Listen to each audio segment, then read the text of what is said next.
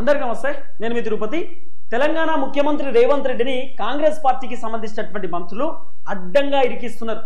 Already చాలా మంది మంత్రులు చేతులు ఎత్తేసారు. మాకేం సంబంధం లేదు, మొత్తం రేవంత్ రెడ్డి సార్కే తెలుసు, చేసిందంతా రేవంత్ రెడ్డే, మేము వద్దని చెప్పినా కూడా రేవంత్ రెడ్డి సార్ ఏం చేయాలో అదే చేసిండు, మేము ఆయనకు సజెషన్స్ ఇచ్చినాం పట్టించుకోలేదు, ఆయనతో డిస్కషన్ చేసినాము, మేము చెప్పేటటువంటి సలహాలు సూచనలు కూడా ఆయన అసలు 1% కూడా లెక్కలకు తీసుకోలేదు, ఒంటెత్తి పోకడలో పోయిండు, నాకు తెలుసు అని చెప్పిండు, ఆయన ఇష్టానుసారంగా ఆయన వివరించే ప్రయత్నం చేసిండు, మేము ఏం చెప్పినా కూడా ఆయన పట్టించుకోలేదు, మాకు దేంతో సంబంధం లేదు, రేవంత్ రెడ్డి సార్కు నచ్చినట్టు ఈ సంవత్సర పాలన మొత్తం కొనసాగింది, మాకేం సంబంధం లేదు సార్ అని చెప్పి కాంగ్రెస్ పార్టీకి సంబంధించినటువంటి మంత్రులు హైకమాండ్కి ఒక నివేదిక ఇచ్చిర్రు. హైకమాండ్కు చాలా క్లియర్ కట్గా మంత్రులు చేతులు ఎత్తేసేటటువంటి విధంగా చెప్పినారు అనేది ప్రధానంగా వినబడుతున్నటువంటి అంశం. అయితే కాంగ్రెస్ హైకమాండ్ రేవంత్ రెడ్డి 1 year పాలన పైన కొంత సర్వే చేయించినారట. సో రేవంత్ రెడ్డి పర్ఫార్మెన్స్ ఎట్లున్నది, రేవంత్ రెడ్డి గురించి తెలంగాణ ప్రజలు ఏమనుకుంటున్నారు, కాంగ్రెస్ ప్రభుత్వం గురించి తెలంగాణ ప్రజలు ఏమనుకుంటున్నారు, లేకపోతే కాంగ్రెస్ పార్టీకి సంబంధించినటువంటి మంత్రుల గురించి ప్రజల ఒపీనియన్ ఏంది, అసలు జనం ఏమనుకుంటారు, 4 కోట్ల మంది జనం అసలు ఈ కాంగ్రెస్ కి సంబంధించినటువంటి వ్యవహారం పైన పాజిటివ్ ఉన్నారా నెగిటివ్ ఉన్నారా, అసలు వాళ్ళ పర్ఫార్మెన్స్ అనేది కొంత రాహుల్ గాంధీ కూడా తెలుసుకోవాలి కదా, ఎందుకంటే కాంగ్రెస్ పార్టీ అనేది జాతీయ పార్టీ. సో తెలంగాణలో చీమ చిటుక్కుమానాలన్నా కూడా అక్కడ హైకమాండ్ నుండి పర్మిషన్ రావాల్సినటువంటి అవసరం ఉంటుంది. వీళ్ళ చేతులు ఏమున్నది, ఉత్త తోలుబొమ్మల లెక్కన వీళ్ళంతా, హైకమాండ్ ఏది చెప్తే అది వినాల్సినటువంటి అవసరం ఉంటుంది. అయితే రేవంత్ రెడ్డి పైన సర్వే చేపిస్తే దాదాపు నెగిటివ్ సర్వే రేవంత్ రెడ్డి పైన జనము 60% నెగిటివ్ ఉన్నారట రేవంత్ రెడ్డి పైన జనం. మరి 60% నెగిటివ్ ఉండడానికి గల కారణం ఏందనేది ఇప్పటిదాకా కాంగ్రెస్కి ఇప్పటిదాకా అర్థమైతలేదు, హైకమాండ్ కూడా అర్థం కానటువంటి సిచ్యువేషన్. దాదాపు 40% పబ్లిక్ రేవంత్ రెడ్డి పైన కొంత పాజిటివ్ డేస్ గా కనబడుతున్నారు. అంటే 60% నెగిటివ్ రావడానికి గల కారణం ఏంది? ఇప్పుడు హైకమాండ్ కి సంబంధించినటువంటి వ్యవహారం ఇదే. రేవంత్ రెడ్డి పర్ఫార్మెన్స్ ఏమైనా వీక్ ఉందా, లేకపోతే రేవంత్ రెడ్డి చేసినటువంటి కార్యక్రమాలు ఏంది, అసలు ఇప్పుడు మీరు చూడు, రేవంత్ రెడ్డి పైన తెలంగాణ ప్రజలు నెగిటివ్గా ఉన్నారంటే ప్రభుత్వం పైన నెగిటివ్ ఉన్నట్టే. ఎందుకంటే తెలంగాణ ముఖ్యమంత్రి ఈ రాష్ట్రానికి బాస్ కదా, ముఖ్యమంత్రి రేవంత్ రెడ్డి అంటే ఈ రాష్ట్రానికి రాజు లెక్క. మరి ఒక రాజు పైన జనాలు అందరూ సీరియస్గా ఉన్నారంటే మంత్రుల పైన సీరియస్ ఉన్నట్టే, భటుల పైన సీరియస్ ఉన్నట్టే, లేకపోతే మొత్తం యావత్తు ప్రభుత్వం పైన సీరియస్ ఉన్నట్టే కదా, రాజ్యం పైన మొత్తం సీరియస్ ఉన్నట్టే కదా జనాలు. కాబట్టి కాంగ్రెస్ పైన కాదు, రేవంత్ రెడ్డి పైన నెగిటివిటీ. రేవంత్ రెడ్డి ఫస్ట్ ఆయన చేసినటువంటి పెద్ద తప్పిదాలు ఏంటంటే మంత్రులను కూడా అడుగుతున్నట్టు హైకమాండ్, మరి మీరేం చేసిరు, మీకు సోయలేదా, మరి మీరేం చేస్తున్నారు, రేవంత్ రెడ్డి తప్పిదాలు చేస్తుంటే మీరు చెప్పొచ్చు కదా రేవంత్ రెడ్డికి, ఈ పని చేస్తే బాగుంటుంది, ఈ పని చేద్దాం, ఈ పని చేద్దాం, ఈ పని చేస్తే మనకి ఇబ్బంది అవుతుంది, ఈ పని చేస్తే నెగిటివ్ అవుతుంది, నెగిటివ్ పనుల జోలికి మనం పోవద్దు, ప్రభుత్వానికి చెడ్డ పేరు వస్తుందని రేవంత్ రెడ్డికి తెలుసో తెలియకుండా అడ్మినిస్ట్రేషన్ పెద్దగా ఆయనకు తెలియదు. ఎందుకంటే ఇప్పుడిప్పుడే అధికారంలోకి వచ్చింది, ఇప్పుడిప్పుడే ముఖ్యమంత్రి కుర్చీలో కూర్చున్నాడు. రేవంత్ రెడ్డి ఏం మంత్రి పదవులలో లేడు, ఒకసారి ఆయన ఎంపీ, ఒకసారి ఎమ్మెల్యే, అంతే. ఆయన పెద్దగా అడ్మినిస్ట్రేషన్లో లేడు, ఆయన 100 సార్లు 1000 సార్లు లేకపోతే 2-3 సార్లు 10 సార్లు 15 సార్లు గెలిచినటువంటి వ్యక్తి కాదు. అని లేకపోతేనేమో ఆయన 20-30 సంవత్సరాల రాజకీయ చరిత్ర ఉన్నటువంటి వ్యక్తి ఏం కాదు, చాలా చిన్న స్థాయి నుండి ఆయన పైకి వచ్చినటువంటి వ్యక్తి. రేవంత్ రెడ్డి వ్యక్తిగతంగా లేకపోతే రేవంత్ రెడ్డికి సంబంధించినటువంటి పొలిటికల్ జీవితాన్ని మనం ఎక్కడ కూడా కించపరచొద్దు. ఎందుకంటే చాలా చిన్న స్థాయి నుండి పైకి వచ్చినటువంటి వ్యక్తి, కార్యకర్త లెవెల్ నుండి ఒక్కొక్క మెట్టు ఎక్కుకుంటూ ఎదిగినటువంటి వ్యక్తి రేవంత్ రెడ్డి. ఆ విషయంలో ఖచ్చితంగా మనం అప్రిషియేట్ చేస్తాం, ఆ విషయంలో మనం రేవంత్ రెడ్డికి హ్యాట్స్ ఆఫ్ చెప్తాం. ఆయన రాజకీయానికి సంబంధించినటువంటి వ్యవహారంలో నానా రకాలుగా ఇబ్బంది పడ్డాడు, జైల్లోకి పోయిండు, లాఠీ దెబ్బలు తిన్నాడు, నానా రకాలుగా తిప్పల పడ్డాడు, చాలా డిప్రెషన్ కూడా పోయినటువంటి దాఖలాలు మనం చూసినాం. ఆయన పొలిటికల్ జీవితం కొంత పక్కన పెడితే రేవంత్ రెడ్డికి ఒకటి తెలిస్తే తెలియదు. మరి రేవంత్ రెడ్డికి మీరు 30 years ఇండస్ట్రీ కదా, ఉత్తమ్ కుమార్ రెడ్డి, బట్టి విక్రమార్క, కోమటిరెడ్డి వెంకటరెడ్డి, రాజగోపాల్ రెడ్డి, వీళ్ళందరూ మేము 30 years ఇండస్ట్రీ పెద్దోళ్ళు అని చెప్పుకుంటారు కదా, మరి మీరు సజెషన్స్ ఇవ్వచ్చు కదా రేవంత్ రెడ్డి కంటే. మంత్రులు ఏం చెప్పారట తెలుసా, సార్ మాకేం తెలుసు, మేము చెప్తే ఆయన వింటాడా, ఆయన ఇష్టం ఉన్నట్టు చేస్తున్నాడు, ఒంటెత్తి పోగొల్లో ఉన్నాడు, మేము చెప్పింది పట్టించుకోడు, 100 సార్లు మొత్తుకున్నాము, రాంగ్ డిసిషన్స్ తీసుకుంటున్నావు, మేము చెప్పింది విను, నేను చెప్పింది వింటేనే నువ్వు బాగుపడతావు, ఇబ్బంది పడకుంటుంటుంది, మనం అందరం సుఖంగా ఉంటాం, నువ్వు ఎట్టి పరిస్థితుల్లో ముళ్ళ కంచెలలో పోకు, ముళ్ళబాటలో పోకు, తార్ రోడ్ మీద పో, మంచుకుంటుందని చెప్పి 100 సార్లు చెప్పినాం సార్, ఆయన పట్టించుకోలేదు, మమ్మల్ని ఏం చేయమంటారని చెప్పి సింపుల్గా మంత్రులు చేతులు ఎత్తేసేటటువంటి ప్రయత్నం చేసినారు. అంటే చెప్పాలంటే రేవంత్ రెడ్డి కొంప ముంచిరు మంత్రులు అందరూ కలిసి. ఎందుకంటే ఓపెన్ అప్ అయిపోయారు మంత్రులు, నోరు విప్పి చెప్పేసి మాకు సంబంధం లేదు సార్ అని చెప్పి. అయితే హైకమాండ్ సంబంధించినటువంటి ఒపీనియన్ ఏంది, అసలు ఈ 60% కాంగ్రెస్ ప్రభుత్వం పైన 1 year పాలనలోనే పబ్లిక్ నెగిటివిటీ రావడానికి గల కారణం ఏంది? సో మంత్రులు చెప్పినటువంటి మాట ఏంటంట అంటే, ఫస్ట్ ఈ మంత్రులు అసలు ఎప్పుడు చెప్పిరు, ఏ టైంకి చెప్పిరు, ఏం జరిగింది, కొంత వినబడుతున్న చర్చ ఏంటంటే చాలా మంది ఈ అంశం పైన రాజకీయ విశ్లేషకులు, సీనియర్ జర్నలిస్టులు కూడా మాట్లాడుతూ ముందుకు వస్తారు. ముఖ్యమంత్రి రేవంత్ రెడ్డి ఆయన జైపూర్ పోయిండు. జైపూర్కి వాళ్ళ చుట్టపోళ్ళ పెళ్లి ఉంటే పోయిండు కుటుంబంతో సహా. ఆయన తర్వాత ఆయన ఢిల్లీకి వచ్చిండు. రేవంత్ రెడ్డి పెళ్లికి పోయినప్పుడు రేవంత్ రెడ్డికి తెలియకుండా కాంగ్రెస్ పార్టీకి సంబంధించినటువంటి కొంతమంది మంత్రులు, 2-3 మంత్రులు, దాంట్లో బట్టి విక్రమార్క, తర్వాత ఎవరు సీతక్క గారు, లేకపోతే ఉత్తమ్ కుమార్ రెడ్డి గారు, వీళ్ళు కొంతమంది ఉన్నారు. వీళ్ళు రేవంత్ రెడ్డికి తెలియకుండానే ఢిల్లీకి పోయినారు. ఢిల్లీకి పోయి ఢిల్లీలో హైకమాండ్ తోటి వీళ్ళు చర్చ పెట్టినారు. హైకమాండ్ కొంతమంది కాంగ్రెస్ పార్టీకి సంబంధించిన సీనియర్ లీడర్లను, మంత్రులను హైకమాండ్ పిలిపించుకుని మరి తెలంగాణ రాష్ట్ర రాజకీయాల గురించి డిస్కస్ చేసినారు. రేవంత్ రెడ్డి పర్ఫార్మెన్స్ పైన, రేవంత్ రెడ్డి పైన వచ్చినటువంటి 60% నెగిటివిటీ పైన మొత్తం డిస్కషన్ చేసినారు. ఎందుకు నెగిటివిటీ వచ్చిందో అడిగిర్రు, మంత్రులని అడిగి తెలుసుకున్నారు అనేది ప్రధానంగా వినబడుతున్నటువంటి చర్చ. అయితే రేవంత్ రెడ్డి సంబంధించినటువంటి వ్యవహారం అడిగినప్పుడు మంత్రులు ఏం చెప్పారట అంటే, కొంత మాకు వచ్చినటువంటి ఒక లీక్ అనొచ్చు, లేకపోతే సోషల్ మీడియాలో చర్చ అనొచ్చు, లేకపోతే చాలా మంది మాట్లాడుకుంటున్నటువంటి మాటలు అనొచ్చు, ఏదో వినబడుతున్నటువంటి అంశం ఏంటంటే, ఫస్ట్ రేవంత్ రెడ్డి చేసినటువంటి ఫస్ట్ తప్పిదము హైడ్రా. రేవంత్ రెడ్డి చేసింది హైడ్రా. వాస్తవానికి ఈ హైడ్రాకి సంబంధించినటువంటి విషయంలో హైకమాండ్ కి సంబంధించినటువంటి పర్మిషన్స్ కూడా ఉండొచ్చు. ఎందుకంటే హైకమాండ్ పర్మిషన్ లేకుండా రేవంత్ రెడ్డి ఏ పని చేసేటటువంటి అవకాశం ఉండదు. రేవంత్ రెడ్డి రాహుల్ గాంధీని అడగొచ్చు. నాకు తెలిసి ఒక 30% రాహుల్ గాంధీ పాజిటివ్ రెస్పాన్స్ ఇవ్వచ్చు. సరే చేస్తే చెయ్యి, మరి నీ ఒపీనియన్ మంచిగా ఉంటే చెయ్యి, పెద్ద ఇబ్బంది లేదని చెప్పి రాహుల్ గాంధీ కూడా చెప్పుండొచ్చు. 70% దాదాపు 70% ఓన్ డిసిషన్ ముఖ్యమంత్రి రేవంత్ రెడ్డిదే. 70% ఓన్ డిసిషన్ హైడ్రాకి సంబంధించినటువంటి విషయంలో. ఇప్పుడు పేదోళ్ళు ఇల్లులు కూల్చేస్తా అంటే రాహుల్ గాంధీ ఒప్పుకుంటారా? పేదోళ్ళు ఇల్లులు మొత్తం నిలమట్టం చేస్తా అంటే సోనియా గాంధీ ఒప్పుకుంటుందా? వాళ్ళు ఎందుకు ఒప్పుకుంటారు? ఒప్పుకోవాల్సినటువంటి అవసరం ఉండదు కదా. ఇల్లులు కట్టించిందే సోనియా గాంధీకి సంబంధించినటువంటి ప్రభుత్వం. ఇందిరమ్మ ఇల్లులు కట్టించింది కాంగ్రెస్ వాళ్ళే కదా. మరి అలాంటి పేదవాళ్ళ ఇల్లు కూలగొడతామంటే మాక్సిమం కాంగ్రెస్ కి సంబంధించినటువంటి హైకమాండ్ ఒప్పుకునేటటువంటి పరిస్థితి ఉన్నది. కాబట్టి ఇది రేవంత్ రెడ్డి ఓన్ డిసిషన్ హైడ్రా అనేది. ఈ హైడ్రా ఎందుకు పెట్టింది రేవంత్ రెడ్డి?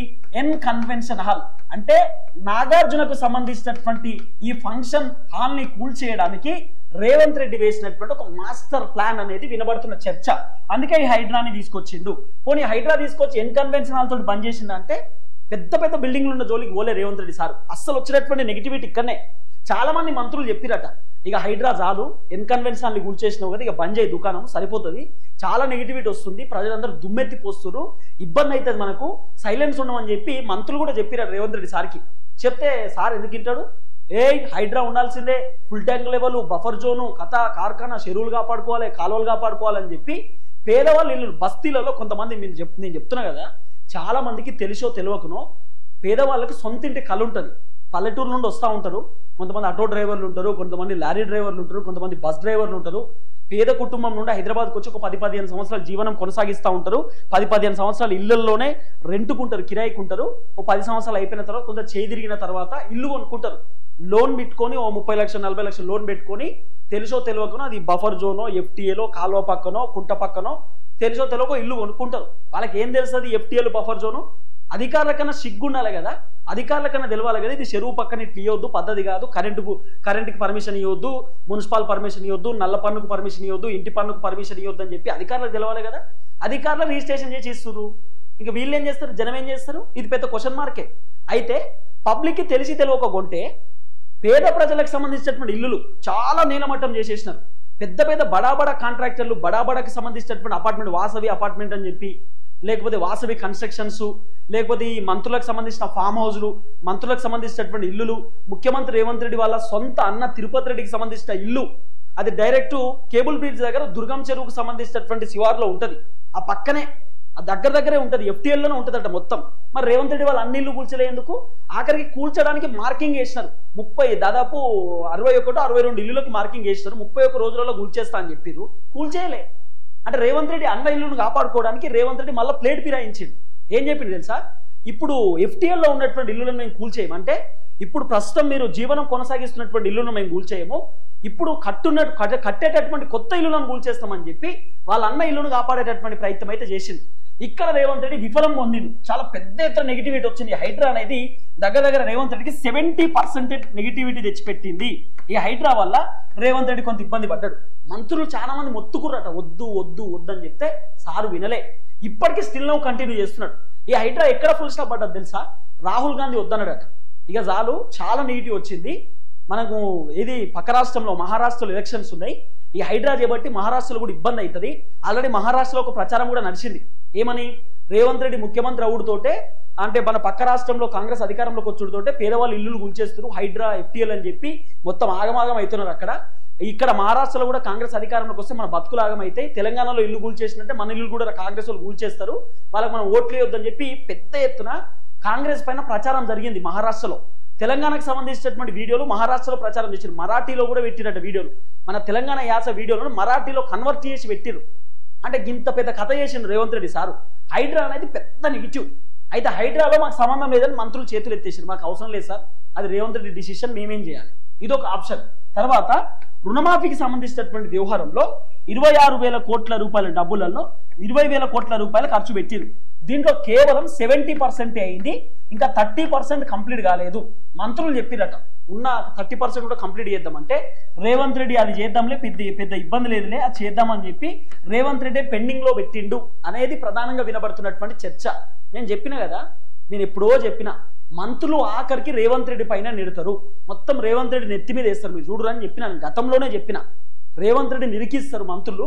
ఖచ్చితంగా ఒక వర్గం ఉన్నది కాంగ్రెస్ లో, ఈ వర్గం రేవంత్ రెడ్డి పైన నెగిటివిటీ ఉంటుంది. గతంలో 2020లో రేవంత్ రెడ్డి PCC అయినప్పుడు రేవంత్ రెడ్డి నచ్చనటువంటి వాళ్ళు చాలా మంది ఉంటుండే, ఆయనకి ఎట్టిస్తారు, ఆయన టీడీపీ నుండి వచ్చిండు, ఆ పార్టీలకి వెళ్ళి వచ్చిండు, ఈ పార్టీలకి వెళ్ళి వచ్చిందని రేవంత్ రెడ్డిని పెద్ద ఎత్తున నెగిటివిటీ చేసినారు. రేవంత్ రెడ్డి కింద పనిచేయలేమని ఆ పాడి కౌశిక్ రెడ్డి రాజీనామా చేసే, రాజగోపాల్ రెడ్డి రాజీనామా చేసే, కాంగ్రెస్ లో ఉన్నటువంటి చాలా మంది నేతలు వదిలి వెళ్ళిపోయినారు, మాకు వద్దు, మాకు అవసరం లేదని చెప్పి. బడాబడ లీడర్లు, సీనియర్ లీడర్లు కూడా వెళ్ళిపోయారు, గీన కింద మేము పనిచేస్తామా అని చెప్పి. కాబట్టి రేవంత్ రెడ్డి అంటే గిట్టనటువంటి వాళ్ళు చాలా మంది ఉంటారు కాంగ్రెస్ లో, ఇదొక అంశం. అయితే ఈ రుణమాఫీకి సంబంధించిన వ్యవహారంలో రేవంత్ రెడ్డిని అడ్డగోలికి ఇరికిచ్చినారు.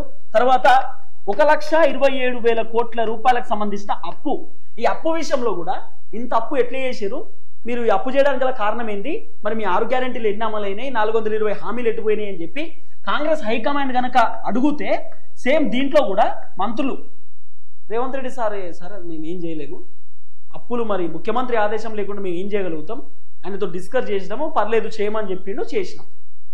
ఈ విషయం కూడా రేవంత్ రెడ్డి సార్ని ఇరికిచ్చే ప్రయత్నం చేసినారు.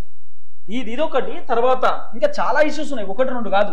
డబుల్ బెడ్రూమ్లకు సంబంధించినటువంటి వ్యవహారం, డబుల్ బెడ్రూమ్ల కలర్లు ఏమన్నది కూడా రేవంత్ రెడ్డి అని చెప్పి, తెలంగాణ తల్లికి సంబంధించినటువంటి విగ్రహానికి సంబంధించిన ఒపీనియన్, తెలంగాణ తల్లి విగ్రహం పెద్ద చర్చ నడుస్తుంది కదా, సేమ్ రేవంత్ రెడ్డి వాళ్ళ భార్య లెక్కనే ఉన్నది తెలంగాణ తల్లి సంబంధించినటువంటి ఆ ఫేస్ కట్, అదంతా వ్యవహారం అంతా. కాబట్టి తెలంగాణ తల్లి కాదు, ఇది కాంగ్రెస్ తల్లి అనేది కొంత వినబడినటువంటి అంశం. ఇవన్నీ సోషల్ మీడియాలో చర్చ నడిచింది కదా. అయితే తెలంగాణ తల్లి డిసిషన్ కూడా రేవంత్ రెడ్డిదే, రేవంత్ రెడ్డి ఇష్టానుసారంగా చేయించిండు, మా ఒపీనియన్ పెద్దగా అడగలేదు, 2-3 పిలిపించుకున్నాడు, వాళ్ళతో డిస్కస్ చేసి సరే చేసేయమని చెప్పిండు, ఇది Revanth Reddy sir own decision అని చెప్పి ఇట్లా కూడా మంత్రులు చెప్పిరట.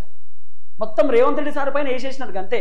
అన్ని అంశాలు, స్కూళ్ళు, కాలేజీలు, 6 గ్యారెంటీలు, ఇగో మంచి జరిగేటి అన్ని మొత్తం మంత్రుల మీద వేసుకుంటారు. సార్ ఆ మంచి పని నేనే చేసిన, ఎస్ నాకే దక్కాలి క్రెడిట్, చెడ్డ పని ఏమన్నా అయినట్టే కథం, అది రేవంత్ రెడ్డి. దాదాపు 1 ఇయర్ పాలనలో జరిగినటువంటి ప్రతి నెగిటివిటీ రేవంత్ రెడ్డి పైన వేసిరట. గవర్నమెంట్ స్కూల్లో జరుగుతున్నటువంటి ఫుడ్ పాయిజన్ కి సంబంధించిన వ్యవహారం కూడా రేవంత్ రెడ్డికి అంటగట్టినారు.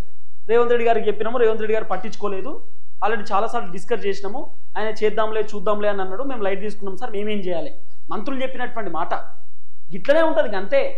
ఇప్పుడు ఏమంటారు లాస్ట్కు, రేవంత్ రెడ్డికి అడ్మినిస్ట్రేషన్ తెలియదు, రేవంత్ రెడ్డి ఒంటెత్తిపో కూడా చెప్తే వినలేదు, ఇదే కదా మీరు చెప్పేది. మరి నిజంగానే ఆయనకు అడ్మినిస్ట్రేషన్ తెలియనప్పుడు మీరు చెప్పాలి కదా, 30 ఇయర్స్ ఇండస్ట్రీ కదా, మరి చెప్పినప్పుడు ఎందుకు వినలే, అసలు మీరు చెప్పిరా చెప్పలేదా అనేది ఇప్పుడు పెద్ద క్వశ్చన్ మార్క్. అన్ని విషయాలలో రేవంత్ రెడ్డిని అడ్డగోలికి ఇరికిచ్చినారు. రైతు బంధుకు సంబంధించిన వ్యవహారంలో కూడా రేవంత్ రెడ్డిని ఇరికిచ్చారట, 6 గ్యారెంటీల వ్యవహారంలో రేవంత్ రెడ్డిని ఇరికిచ్చినారు. ఇరికేయడమే అంటారు, మరి ఇప్పుడు అడ్డంగా ఇరికించినట్టు రేవంత్ రెడ్డి మంత్రులు హైకమాండ్ దగ్గర లాక్ చేసేసినారు. కాబట్టి ముఖ్యమంత్రి రేవంత్ రెడ్డి పర్ఫార్మెన్స్ పైన కొంత కాంగ్రెస్ హైకమాండ్ కూడా సీరియస్ ఉన్నారట.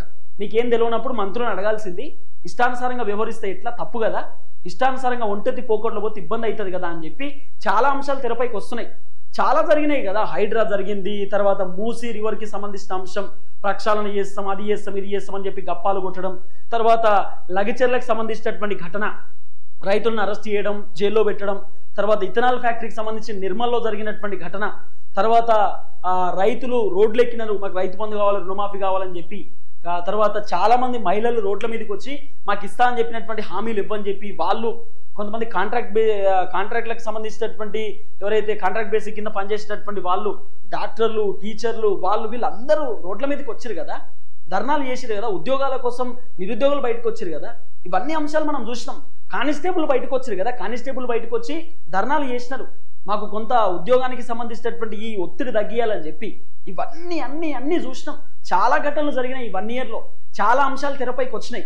కాబట్టి ఇవన్నిటికీ కారణం ముఖ్యమంత్రి రేవంత్ రెడ్డి, ఇవన్నిటికీ కారణం రేవంత్ రెడ్డి. ఇవి చేసిందంతా రేవంత్ రెడ్డి, మాకేం సంబంధం లేదు. రేవంత్ రెడ్డికి ఎన్నిసార్లు చెప్పినా వినలేదు అని చెప్పి కాంగ్రెస్ మంత్రుల చర్చ. ఇదే చెప్తున్నట్టు హైకమాండ్కి, ఎంతసేపు హైకమాండ్ అడిగినప్పుడల్లా కాంగ్రెస్కు సంబంధించిన మంత్రులు చెప్పేది ఇదే. కానీ అడ్డగోలుగా ఆ ముఖ్యమంత్రిని ఇరికించే ప్రయత్నం చేస్తున్నారు. ఇప్పుడు రేవంత్ రెడ్డి ఓన్ డిసిషన్స్ ఎట్లా తీసుకుంటారు? ఇప్పుడు అడ్మినిస్ట్రేషన్కి అట్లీస్ట్ అక్కడ ఉన్నటువంటి క్యాబినెట్లో నిర్ణయం తీసుకోకుండా, క్యాబినెట్లో మాట్లాడకుండా ఒంటెత్తి పోకట్లో పోవాల్సినటువంటి అవసరం ఉండదు కదా. మినిమం మంత్రులకు ఇన్ఫర్మేషన్ ఇవ్వాల్సినటువంటి సిచ్యువేషన్, ఒక బాధ్యత కూడా ఆయన పైన ఉంటుంది కదా.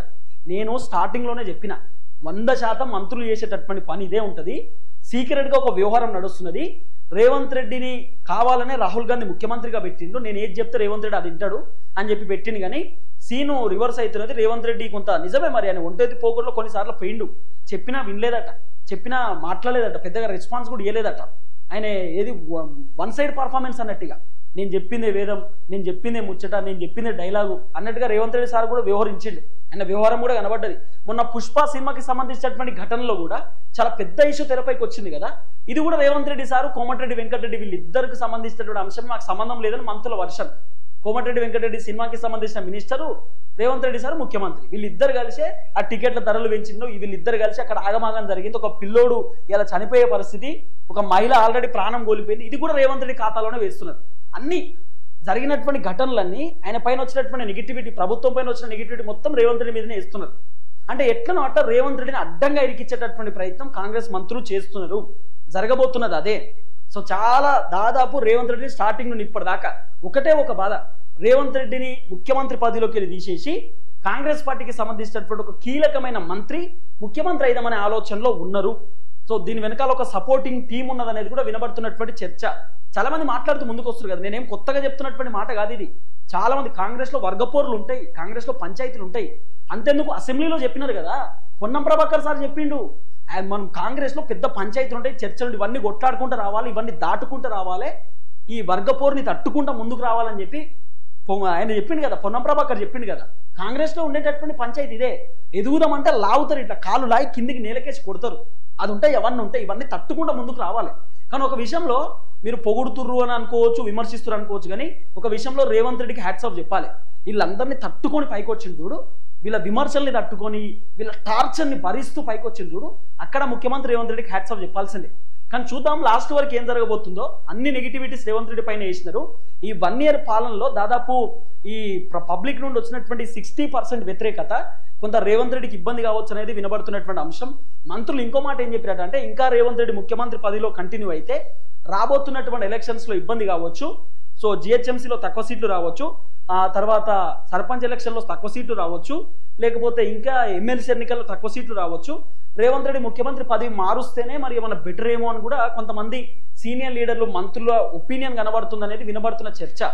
సో హైకమాండ్ కూడా త్వరలో ఒక డిసిషన్ తీసుకోబోతున్నది అనేది కూడా వినబడుతున్నటువంటి అంశం. సో చూద్దాం ఏం జరగబోతుందో. మొత్తానికి రేవంత్ రెడ్డిని మాత్రం అడ్డంగా ఇరికించేటటువంటి పనిలో కాంగ్రెస్ పార్టీకి సంబంధించిన కొంతమంది నేతలు, కొంతమంది మంత్రులు, కొంతమంది సీనియర్ లీడర్ల వ్యవహారం కనబడుతున్నది. సో చూద్దాం ఏం జరగబోతుంది.